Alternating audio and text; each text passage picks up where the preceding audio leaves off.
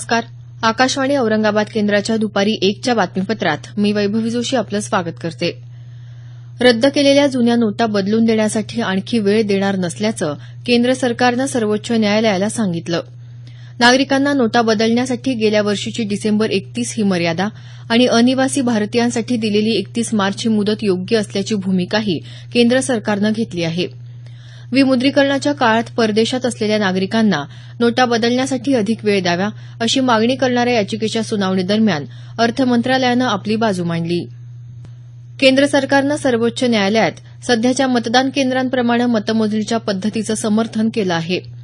या पद्धतीनं राजकीय पक्षांना त्यांची कामगिरी सुधारण्यास मदत होत असल्याचं केंद्र सरकारनं सांगितलं आहे.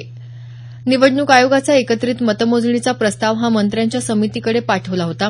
या समितीनं मतदान केंद्राप्रमाणे मतमोजणी ही उमेदवार आणि पक्षांसाठी फायद्याची असल्याचं म्हटलं असल्याचं केंद्र सरकारनं सांगितलं. सर्वोच्च न्यायालयात दाखल एका याचिकेत सध्याच्या मतमोजणी पद्धतीमध्ये मतदान गुप्त ठेवण्याचा नागरिकांच्या हक्कांचं उल्लंघन होत असल्याचं म्हटलं आहे.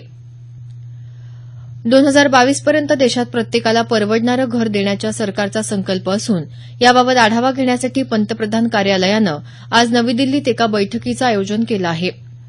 प्रत्येकाला परवडणाऱ्या किमतीत घर उपलब्ध करून देण्यासाठी विकासकांना कोणत्या समस्यांचा सामना करावा लागतो हे जाणून घेण्यासाठी सरकारनं बांधकाम व्यावसायिकांच्या क्रेडाई आणि नारेडको या संघटनेच्या पदाधिकाऱ्यांना या बैठकीला आमंत्रित केलं आहे. उत्तर प्रदेशचे मुख्यमंत्री योगी आदित्यनाथ यांनी राज्यात येत्या 100 दिवसात 5 लाख घरांना वीज जोडणी देण्याची घोषणा केली आहे. वीज विभागाच्या अधिकाऱ्यांच्या झालेल्या बैठकीनंतर आदित्यनाथ यांनी ही घोषणा केली. हे लक्ष्य पूर्ण करण्यासाठी योग्य योजनेची आखणी करण्याची सूचनाही त्यांनी अधिकाऱ्यांना केली आहे. महसूल विभागांतर्गत कायदा अंमलबजावणी संस्थांच्या समन्वयित प्रयत्नांमुळे गेल्या 3 वर्षात काळ्या पैशाच्या समस्येशी सामना करण्यात उल्लेखनीय यश आलं आहे. प्रत्यक्ष आणि अप्रत्यक्ष करांमध्ये या काळात अभूतपूर्व कारवाई करण्यात आली. यात 23,064 छापे घालण्यात आले तर 1 लाख कोटी रुपयांपेक्षा अधिक करचुकवेगिरी उघडकीस आली आहे. बाल लैंगिक शोषण प्रकरणांच्या खटल्यांसंदर्भात उच्च न्यायालयांनी योग्य पावलं उचलावीत असं सर्वोच्च न्यायालयानं म्हटलं आहे.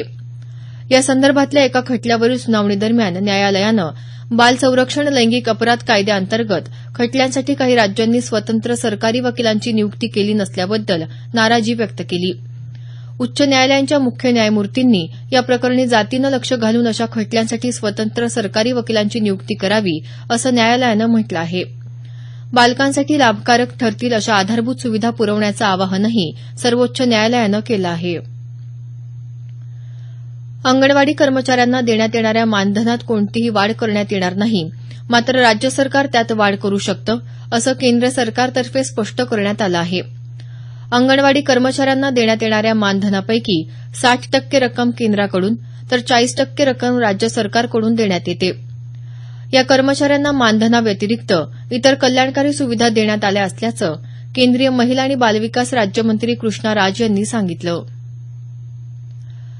बैलगाड्यांच्या शर्यतीवरील बंदी उठवणाऱ्या कायद्याला पेटा या प्राणी हक्कांसाठी काम करणाऱ्या संघटनेनं आव्हान द्यायचं ठरवलं आहे. राज्य सरकारच्या दुरुस्ती कायद्यानुसार बैलगाड्यांच्या शर्यती केवळ जिल्हाधिकाऱ्यांच्या पूर्व परवानगीनं आणि बैलांना कोणतीही इजा होणार नाही याची हमी दिल्यावरच आयोजित करता येणार आहेत.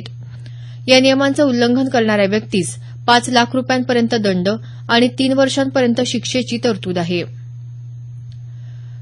शेतकऱ्यांना संपूर्ण कर्जमाफीसाठी राष्ट्रवादी विद्यार्थी संघटनेनं गेट बंद आंदोलन करण्याचा निर्णय घेतला आहे. 15 ते 22 एप्रिल दरम्यान करण्यात येणाऱ्या या आंदोलनात राज्यातल्या सर्व जिल्हाधिकारी कार्यालयांबाहेर गेट बंद आंदोलन करण्यात येणार आहे. राष्ट्रवादी विद्यार्थी काँग्रेसचे प्रदेशाध्यक्ष संग्राम कोते पाटील यांनी मुंबई इथं ही माहिती दिली.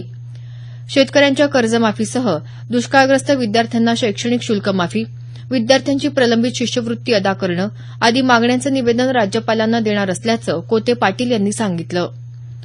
याबरोबरच हे बातमीपत्र संपलं. आमचं यानंतरचं बातमीपत्र सायंकाळी 5:25 मिनिटांनी.